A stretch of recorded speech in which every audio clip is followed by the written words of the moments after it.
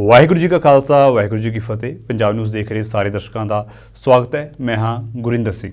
ਖਬਰਾਂ ਦੀ ਸ਼ੁਰੂਆਤ ਕਰ ਲੈਂਦੇ ਹਾਂ ਹੈਡਲਾਈਨਸ ਦੇ ਨਾਲ।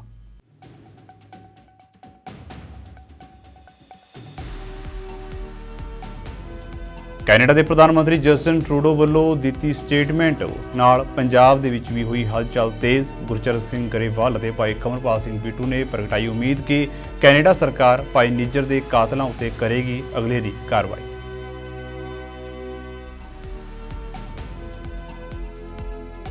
ਪੰਜਾਬੀ ਯੂਨੀਵਰਸਿਟੀ ਪਟਿਆਲਾ ਦੇ ਵਿੱਚ ਵਿਦਿਆਰਥਣ ਦੀ ਮੌਤ ਹੋਣ ਦਾ ਮਾਮਲਾ। ਸਿੱਖ ਵਿਚਾਰ ਮੰਚ ਨੇ ਨਿਰਪੱਖ ਤਰੀਕੇ ਦੇ ਨਾਲ ਇਸ ਮਾਮਲੇ ਦੀ ਜਾਂਚ ਦੀ ਕੀਤੀ ਮੰਗ।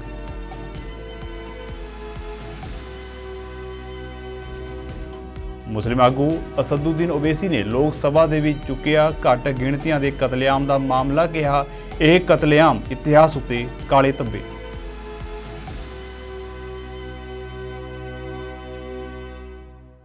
ਤੇ ਹੁਣ ਖਬਰਾਂ ਵਿਸਥਾਰ ਦੇ ਨਾਲ। ਕੈਨੇਡਾ ਦੇ ਪ੍ਰਧਾਨ ਮੰਤਰੀ ਜਸਟਿਨ ਟਰੂਡੋ ਦੀ ਸਟੇਟਮੈਂਟ ਨੇ ਪੂਰੀ ਦੁਨੀਆ ਨੂੰ ਹਿਲਾ ਕੇ ਰੱਖ ਦਿੱਤਾ। ਟਰੂਡੋ ਦੀ ਟਿੱਪਣੀ ਨੇ ਅੱਜ ਉਸ ਭੇਦ ਤੋਂ ਚੰਗੀ ਤਰ੍ਹਾਂ ਪਰਦਾ ਚੁੱਕ ਦਿੱਤਾ ਹੈ ਕਿ ਆਖਿਰ ਵਿਦੇਸ਼ਾਂ ਦੇ ਵਿੱਚ ਰਹਿ ਰਹੇ ਸਿੱਖਾਂ ਦਾ ਵੈਰੀ ਕੌਣ ਬਣਿਆ ਹੋਇਆ ਹੈ। ਟਰੂਡੋ ਦੇ ਬਿਆਨ ਤੋਂ ਬਾਅਦ ਪੰਜਾਬ ਦੇ ਵਿੱਚ ਵੀ ਸਿੱਖ ਆਗੂਆਂ ਦੀਆਂ ਟਿੱਪਣੀਆਂ ਆਉਣੀਆਂ ਸ਼ੁਰੂ ਹੋ ਚੁੱਕੀਆਂ ਨੇ। ਦਲ ਖਾਲਸਾ ਦੇ ਆਗੂ ਭਾਈ ਕਮਲਪਾਲ ਸਿੰਘ ਬਿੱਟੂ ਨੇ ਇਸ ਸੰਬੰਧੀ ਬਿਆਨ ਦਿੱਤਾ ਹੈ। G20 ਦੇ ਮੌਕੇ ਭਾਰਤ ਆ ਕੇ ਭਾਰਤ ਦੇ ਪ੍ਰਧਾਨ ਮੰਤਰੀ ਨਰਿੰਦਰ ਮੋਦੀ ਨੂੰ ਇਹ ਗੱਲ ਆਮਨੇ ਸਾਹਮਣੇ ਬਹਿ ਕੇ ਅੱਖ 'ਚ ਅੱਖ ਪਾ ਕੇ ਕਹੀ ਹੈ ਕਿ ਤੁਹਾਡੀਆਂ ਏਜੰਸੀਜ਼ ਸਾਡੇ ਮੁਲਕ ਦੇ ਵਿੱਚ ਇੰਟਰਫੇਅਰ ਕਰ ਰਹੀਆਂ ਨੇ। ਤੁਹਾਡੀਆਂ ਏਜੰਸੀਜ਼ ਦਾ ਭਾਈ ਨਿੱਜਰ ਦੇ ਕਤਲ ਦੇ ਪਿੱਛੇ ਰੋਲ ਹੈ, ਭੂਮਿਕਾ ਹੈ। ਫਿਰ ਉਹਨੇ ਇਹ ਗੱਲ US ਪ੍ਰੈਜ਼ੀਡੈਂਟ ਨੂੰ ਕਹੀ ਹੈ G20 ਦੇ ਮੌਕੇ, ਫਿਰ UK ਦੇ ਪ੍ਰਾਈਮ ਮਿਨਿਸਟਰ ਨੂੰ ਕਹੀ ਹੈ। 3 ਮੋਸਟ ਪਾਵਰਫੁਲ ਕੰਟਰੀਜ਼ ਦੇ ਹੈਡਸ ਨੂੰ ਕਹਿਣ ਤੋਂ ਬਾਅਦ ਉਹ ਵਾਪਸ ਗਏ।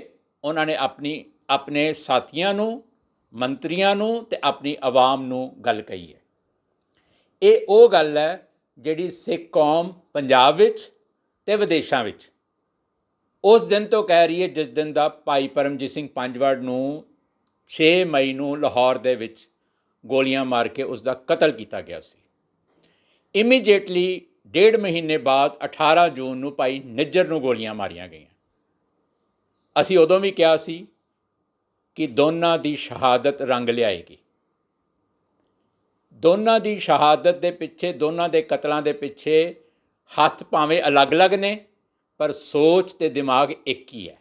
ਔਰ ਇਹ ਉਹ ਲੋਕ ਨੇ ਜਿਹੜੇ ਦਿੱਲੀ ਦੇ ਵਿੱਚ ਬੈਠੇ ਸਰਕਾਰਾਂ ਨੂੰ ਰਿਮੋਟ ਕੰਟਰੋਲ ਰਾਹੀਂ ਚਲਾਉਂਦੇ ਨੇ। ਹੁਣ ਇਹਦੇ ਵਿੱਚ ਪੋਲੀਟੀਕਲ ਲੀਡਰਸ਼ਿਪ ਦਾ ਕਿੰਨੀ ਕੁ ਭੂਮਿਕਾ ਹੈ, ਉਹਨਾਂ ਨੂੰ ਲੂਪ ਦੇ ਵਿੱਚ ਰੱਖਿਆ ਗਿਆ ਹੈ, ਨਹੀਂ ਰੱਖਿਆ ਗਿਆ, ਇਹ ਤਾਂ ਹੁਣ ਦੇਸ਼ ਦੀ ਜਿਹੜੀ ਭਾਰਤ ਦੀ ਪੋਲੀਟੀਕਲ ਲੀਡਰਸ਼ਿਪ ਹੈ ਉਹ ਹੀ ਦੱਸੇਗੀ। ਪ੍ਰਾਈਮ ਮਿਨਿਸਟਰ ਨੂੰ ਜਵਾਬ ਦੇਣਾ ਚਾਹੀਦਾ ਹੈ। ਇਹ ਕੋਈ ਤਰਕ, ਕੋਈ ਜਵਾਬ ਨਹੀਂ ਹੈ ਕਿ ਅਸੀਂ ਕੈਨੇਡਾ ਦੇ ਐਲੀਗੇਸ਼ਨਸ ਨੂੰ ਰੱਦ ਕਰਦੇ ਹਾਂ। ਟਰੂਡੋ ਨੇ ਕੱਲ੍ਹ ਇਹਨਾਂ ਦਾ ਨਕਾਬ ਲਾਇਆ, ਨਸ਼ਰ ਕੀਤਾ ਇਹਨਾਂ ਨੂੰ ਦੁਨੀਆ ਦੇ ਵਿੱਚ, ਨੰਗਾ ਕਰ ਦਿੱਤਾ ਕਿ ਇਹ ਕੰਮ। ਔਰ ਦੇਖੋ, ਉਹਨੇ ਇਕੱਲਾ ਆਪਣੇ ਘਰ ਬਹਿ ਕੇ ਨਹੀਂ ਕੀਤਾ, ਇੱਥੇ ਦੱਸ ਕੇ ਗਿਆ। ਇਹ ਬਹੁਤ ਵੱਡੀ ਉਹਦੀ ਦਲੇਰੀ ਵੀ ਹੈ। ਬਗਾਨੀ ਥਾਂ 'ਤੇ ਆ ਕੇ ਉਸ ਦੇਸ਼ ਦੇ ਮੁਖੀ ਨੂੰ ਸਾਹਮਣੇ ਬਹਿ ਕੇ ਇਹ ਗੱਲ ਕਹਿਣੀ ਕਿ ਤੁਹਾਡੀ ਏਜੰਸੀਜ਼ ਦਾ ਰੋਲ ਹੈ। ਇਹ ਬਹੁਤ ਵੱਡੀ ਗੱਲ ਹੈ। ਅਸੀਂ ਲੋਕ ਤਾਂ ਕਹਿ ਹੀ ਰਹੇ ਸੀ, ਅਸੀਂ ਤਾਂ ਪ੍ਰੋਟੈਸਟ ਵੀ ਕੀਤਾ ਸੀ ਰॉ ਦੇ ਆਫਿਸ ਦੇ ਬਾਹਰ। ਇੱਥੇ ਜਿਹੜਾ ਕਤਲ ਹੋਇਆ ਸੀ, ਮੇਰੇ ਖਿਆਲ ਇਟ ਵਾਜ਼ 1 ਜੁਲਾਈ, 1 ਜੁਲਾਈ ਨੂੰ ਅਸੀਂ ਪ੍ਰੋਟੈਸਟ ਕੀਤਾ ਸੀ। ਤੁਹਾਨੂੰ ਯਾਦ ਹੋਵੇਗਾ ਕਿ ਪਿਛਲੇ ਦਿਨੀ ਆਸਟ੍ਰੇਲੀਆ ਦੇ ਇੱਕ ਮੰਦਿਰ ਦੇ ਵਿੱਚ ਕਥਿਤ ਤੌਰ ਉੱਤੇ ਬੇਅਦਬੀ ਹੋਈ ਅਤੇ ਬਾਅਦ ਦੇ ਵਿੱਚ ਇਸ ਬੇਅਦਬੀ ਨੂੰ ਸਿੱਖਾਂ ਦੇ ਉੱਤੇ ਮੜਨ ਦੀ ਕੋਸ਼ਿਸ਼ ਕੀਤੀ ਗਈ। ਪਰ ਹਾਲ ਹੀ ਦੇ ਵਿੱਚ ਇੱਕ ਰਿਪੋਰਟ ਸਾਹਮਣੇ ਆਈ ਹੈ ਜਿਸ ਦੇ ਮੁਤਾਬਕ ਉਸ ਮੰਦਿਰ ਦੀ ਬੇਅਦਬੀ ਸਿੱਖਾਂ ਨੇ ਨਹੀਂ ਸਗੋਂ ਖੁਦ ਮੰਦਿਰ ਦੇ ਪ੍ਰਬੰਧਕਾਂ ਨੇ ਕਰਵਾਈ ਸੀ ਤਾਂ ਕਿ ਸਿੱਖਾਂ ਨੂੰ ਬਦਨਾਮ ਕੀਤਾ ਜਾ ਸਕੇ। ਇਸ ਮਾਮਲੇ ਨੂੰ ਲੈ ਕੇ ਵੀ ਸ਼੍ਰੋਮਣੀ ਗੁਰਦੁਆਰਾ ਪ੍ਰਬੰਧਕ ਕਮੇਟੀ ਦੇ ਮੁੱਖ ਸਕੱਤਰ ਭਾਈ ਗੁਰਚਰਨ ਸਿੰਘ ਗਰੇਵਾਲ ਨੇ ਆਪਣਾ ਬਿਆਨ ਦਿੱਤਾ ਅਤੇ ਉਹਨਾਂ ਭਾਰਤ ਸਰਕਾਰ ਦੀਆਂ ਅਜਿਹੀਆਂ ਕੋਸ਼ਿਸ਼ਾਂ ਦੀ ਨਿੰਦਿਆ ਕੀਤੀ ਹੈ, ਜਿਸ ਦੇ ਵਿੱਚ ਖਾਸ ਤੌਰ ਤੇ ਕੈਨੇਡਾ ਦੇ ਪ੍ਰਧਾਨ ਮੰਤਰੀ ਜਸਟਿਨ ਟਰੂਡੋ ਵੱਲੋਂ ਇਹ ਗੱਲ ਕਹਿਣੀ ਕਿ ਹਰਦੀਪ ਸਿੰਘ ਨਿੱਜਰ ਜਿਹੜੇ ਕਿ ਗੁਰਦੁਆਰੇ ਦੇ ਪ੍ਰਧਾਨ ਤੇ ਸਿੱਖ ਆਗੂ ਸਨ, ਉਹਨਾਂ ਦਾ ਜਿਹੜਾ ਕਤਲ ਹੈ ਉਸ ਦੇ ਵਿੱਚ ਕਿਸੇ ਨਾ ਕਿਸੇ ਤਰ੍ਹਾਂ ਜਿਹੜਾ ਇੰਡੀਆ ਦਾ ਤੰਤਰ ਹੈ ਉਸ ਵਿੱਚ ਸ਼ਾਮਲ ਹੈ।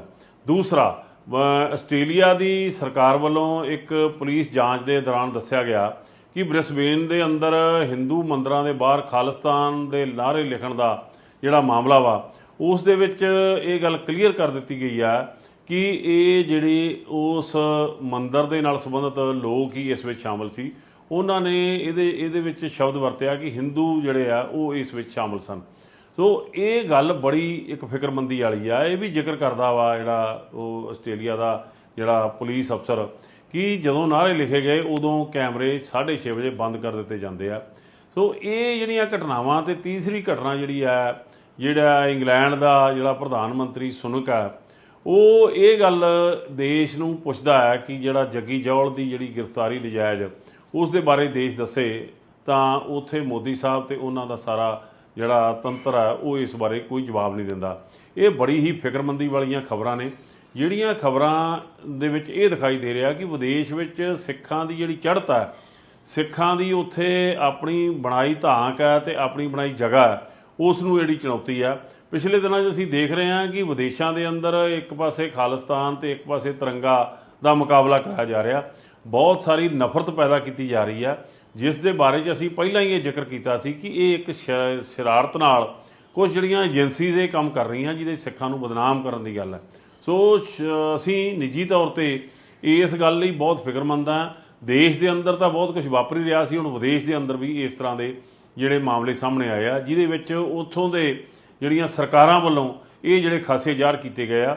ਇਸ ਗੱਲ ਲਈ ਅਸੀਂ ਬਹੁਤ ਫਿਕਰਮੰਦ ਹਾਂ। ਅਸੀਂ ਚਾਹਾਂਗੇ ਕਿ ਦੇਸ਼ ਤੇ ਵਿਦੇਸ਼ ਵਿੱਚ ਬੈਠੇ ਸਿੱਖ ਇਸ ਨੂੰ ਗੰਭੀਰਤਾ ਨਾਲ ਲੈਣ। ਪੰਜਾਬ ਦੇ ਵਿੱਚ ਮਾਹੌਲ ਨੂੰ ਖਰਾਬ ਕਰਨ ਲਈ ਅਕਸਰ ਹੀ ਸਿੱਖ ਵਿਰੋਧੀ ਚਾਲਾਂ ਖੇਡੀਆਂ ਜਾਂਦੀਆਂ ਨੇ। ਹੁਣ ਇੱਕ ਹੋਰ ਵੀਡੀਓ ਸੋਸ਼ਲ ਮੀਡੀਆ ਉੱਤੇ ਕਾਫੀ ਵਾਇਰਲ ਹੋ ਰਹੀ ਹੈ, ਜਿਸ ਦੇ ਵਿੱਚ ਕਥਿਤ ਨਾਮਧਾਰੀ ਸੰਪਰਦਾਇ ਦੇ ਇੱਕ ਪ੍ਰੋਗਰਾਮ ਦੇ ਵਿੱਚ ਅਰਦਾਸ ਦੀ ਬੇਅਦਬੀ ਕੀਤੀ ਗਈ। ਇਸ ਵੀਡੀਓ ਦੇ ਵਾਇਰਲ ਹੋਣ ਤੋਂ ਬਾਅਦ ਦਮਦਮੀ ਟਕਸਾਲ ਸੰਗਰਾਮਾਂ ਦੇ ਮੁਖੀ ਭਾਈ ਰਾਮ ਸਿੰਘ ਨੇ ਇਸ ਉੱਤੇ ਸਖਤ ਇਤਰਾਜ਼ ਉਠਾਇਆ। श्री सतगुरु बालक सिंह जी सिमरिया जिन धर्म का मार्ग दिया बताए, अकाल पुरख अंतरजामी धन श्री सतगुरु राम सिंह जी जिन जम तो लिया छड़ाए, जोत का जामा श्री सतगुरु हरि सिंह जी सिमरिया जिन टुट्टी लई मिलाए, अटल प्रतापी वड्डे प्रताप वाले श्री सतगुरु प्रताप सिंह जी जिन कलयुग विच सुच सोध नाम बाणी दा प्रवाह दिया चलाए, मेहरबान श्री सतगुरु जगजीत सिंह जी सिमरिया जिन्हां की महिमा कही ना जाए, धन श्री सतगुरु माता चंद कौर जी सब थाई हुआ जी सहाय, हाजरा हजूर पहरे दे मालिक सर्व कला भरपूर धन धन श्री सतगुरु दलीप सिंह सच्चे पातशाह जी जिन्हां ने दर्शन कीते जन्म मरण दुख कटिया जाए सब थाई हुआ जी सहाय। पिछले दिनी जिहड़ी अरदास कीती गई किसी गुरुद्वारे दे अंदर साडी कौम दी बच्ची वालों अरदास होई है, मैं समझदा भी ये बहुत घाटे वाला सौदा है। और गुरु डम दा तां पखंड दा बोलबाला अगे ही बहुत ज़्यादा सी, पर नामधारी वीरां नूं मैं बेनती करदा, उन्हां दे आगू साहिबाना बाबा जी नूं बेनती करदा भी ये जिहड़े शरारतां वाले कुछ यतन ने कुछ वीरां वालों बच्चियां वालों इन्हां ते रोकथाम होनी चाहिदी है। और इहो जिहे समागम गुरुद्वारियां विच करके जदों असीं इस तरीके नाल अरदासां करांगे तां सिख जगत विच बहुत वड्डी दुविधा पैदा हुंदी है, खिलवाड़ पैदा हुंदा है ते कौम दे अंदर तां अगे ही खिलवाड़ बहुत ज़्यादा है।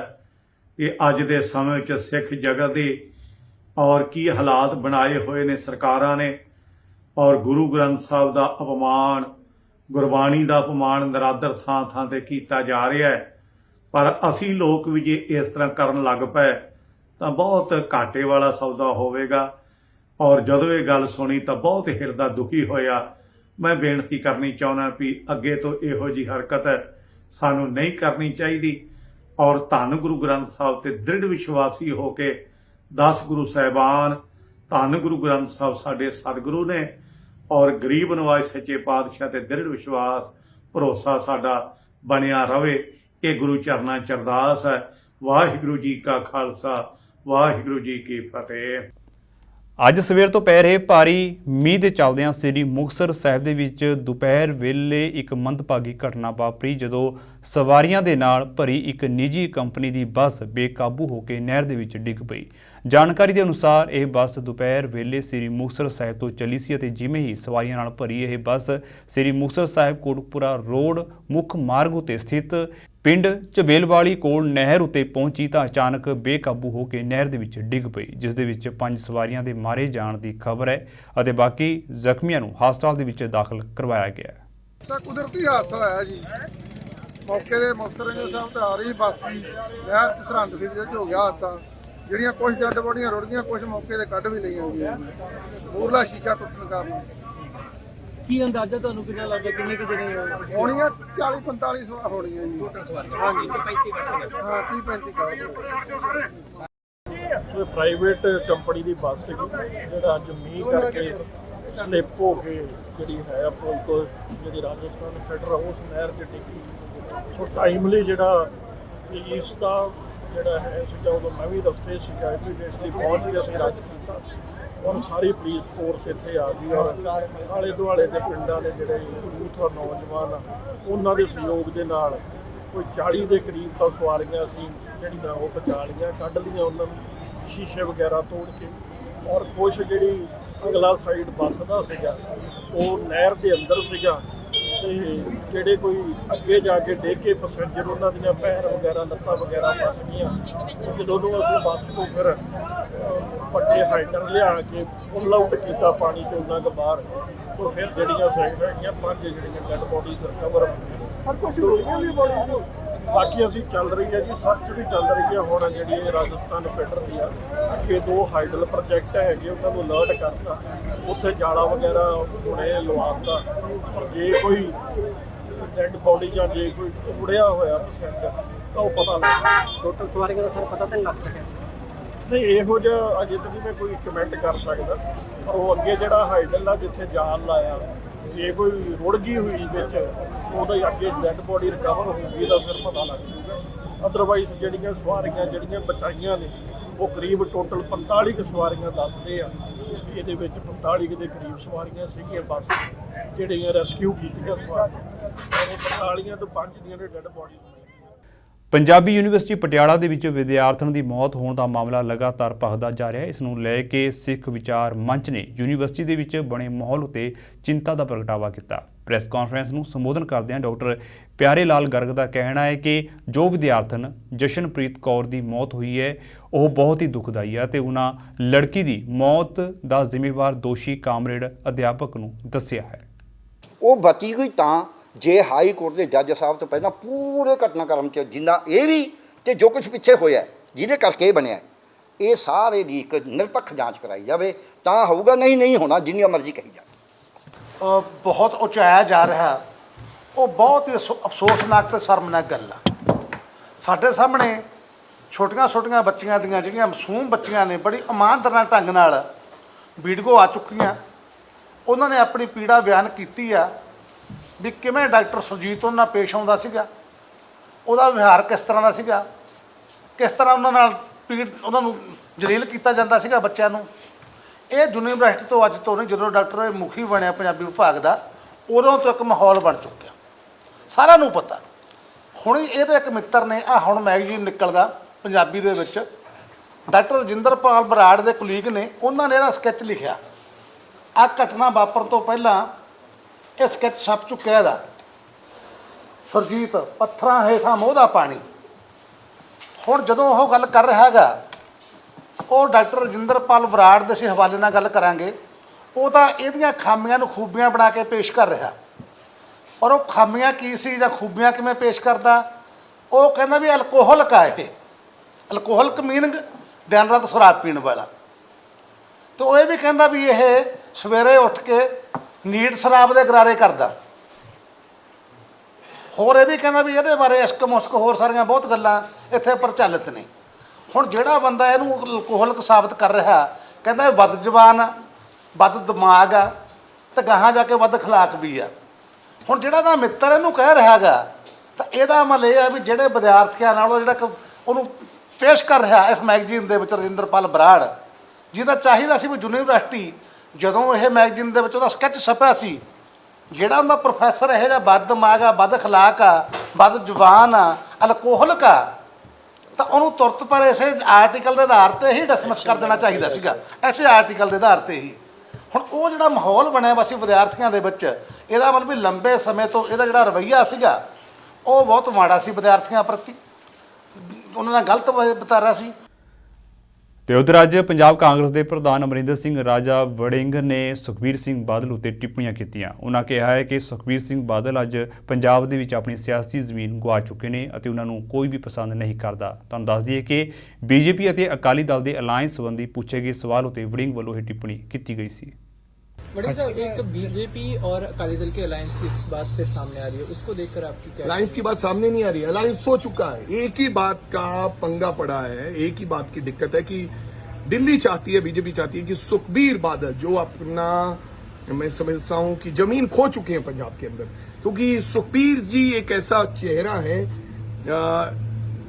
जिससे पंजाब के जो लोग हैं वो जुड़ना नहीं चाहते। इसलिए बीजेपी ने कहा है कि बार बार अगर समझौता करेंगे, टूटेंगे, तो जो हमारा कैडर है वो भी भाग जाएगा। उन्होंने ये शर्त रखी है कि सुखबीर बादल इस्तीफा दें, अकाली दल का नेतृत्व कोई और करेगा। ये सीधा सीधा उन्होंने तो संदेश दे दिया था, पहले प्राइम मिनिस्टर ऑफिस से ये आया था कि ढींडसा जी असली वारिस हैं अकाली दल के।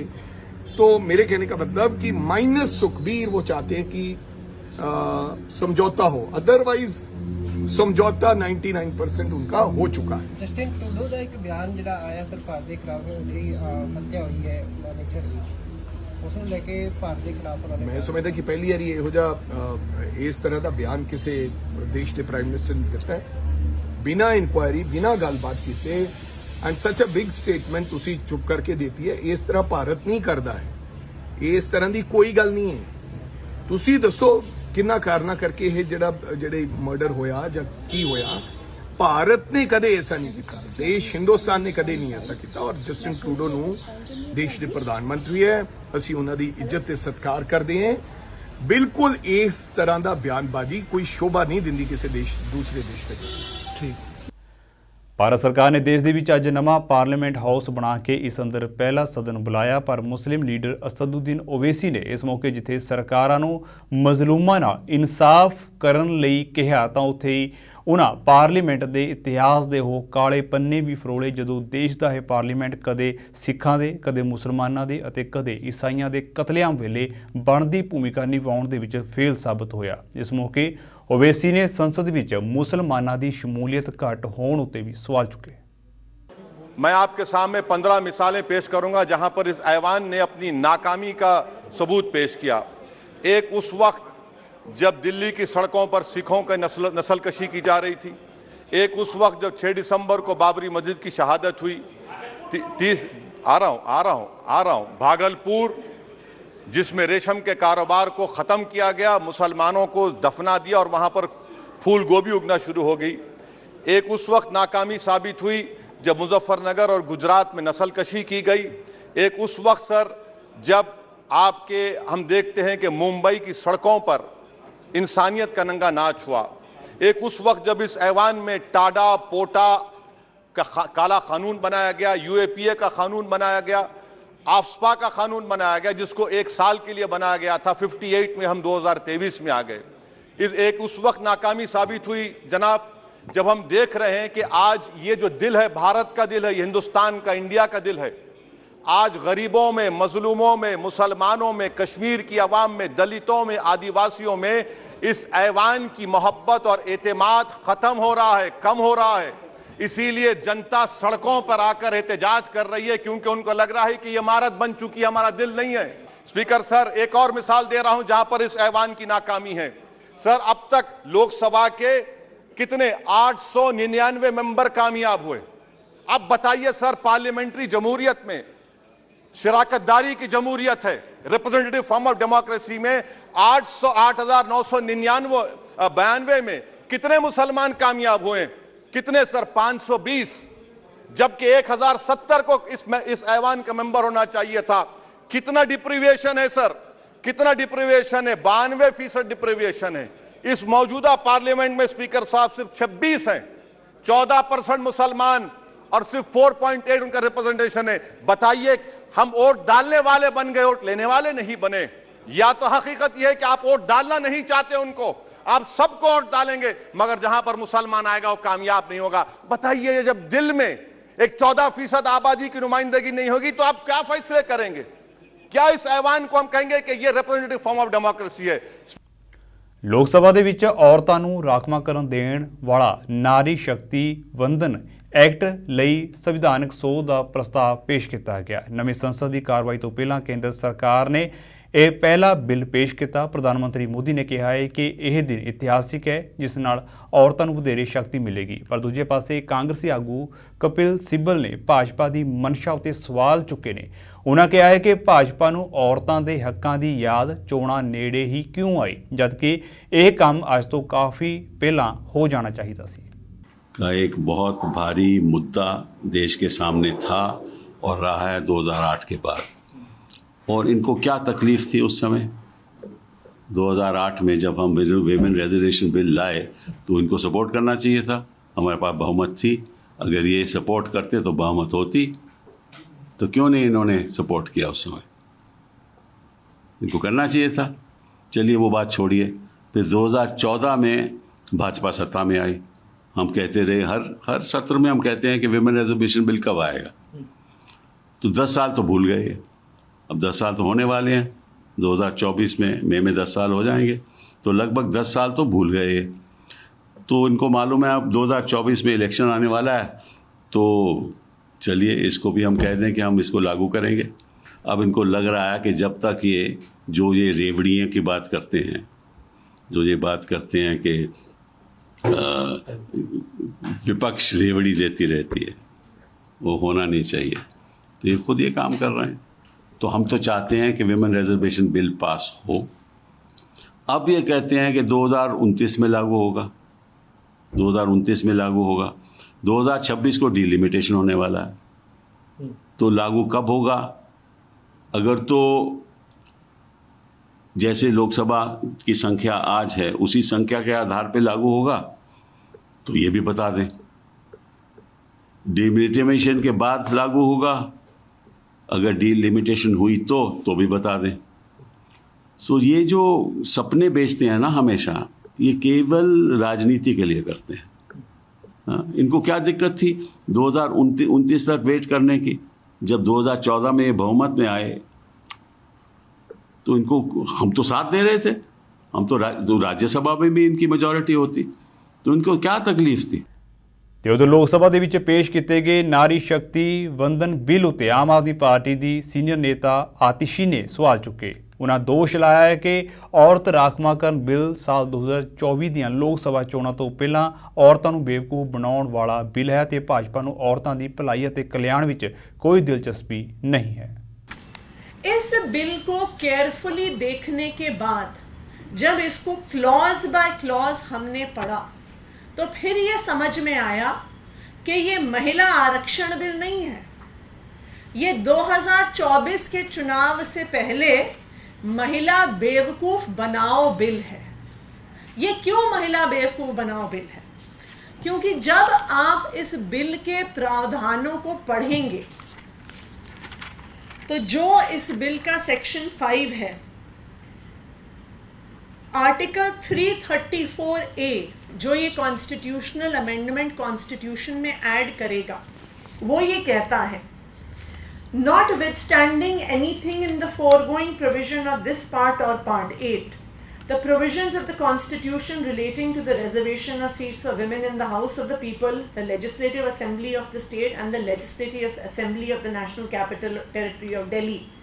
और अब इसका अगला हिस्सा ध्यान से सुनिए, shall come into effect after an exercise of delimitation is undertaken for this purpose after the relevant figures for the first census taken after the commencement of the Constitution Amendment Act 2023 have been published. इसका क्या मतलब हुआ? इसका ये मतलब हुआ कि 2024 के चुनाव में महिलाओं को आरक्षण नहीं मिलने वाला है।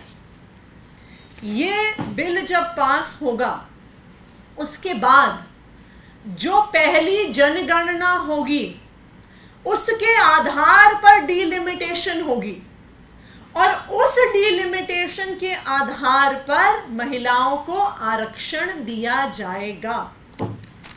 टाइम पीरियड के अर्थ में इसका क्या मतलब है? अगर हम एक सिंपल सा गणित करें तो जनगणना होने में कम से कम 1 साल का समय लगता है। उसके बाद डिलिमिटेशन की प्रक्रिया शुरू होगी। एमसीडी जैसे छोटे चुनाव की डिलिमिटेशन करने में 6 महीने का समय लग गया इलेक्शन कमीशन को। ਸੋ ਫਿਲਹਾਲ ਦੇ ਲਈ ਪੰਜਾਬ ਨਿਊਜ਼ ਦੇ ਵਿੱਚ ਇੰਨਾ ਹੀ ਤੇ ਹੁਣ ਮੈਨੂੰ ਇਜਾਜ਼ਤ ਦਿਓ। ਵਾਹਿਗੁਰੂ ਜੀ ਕਾ ਖਾਲਸਾ, ਵਾਹਿਗੁਰੂ ਜੀ ਕੀ ਫਤਿਹ।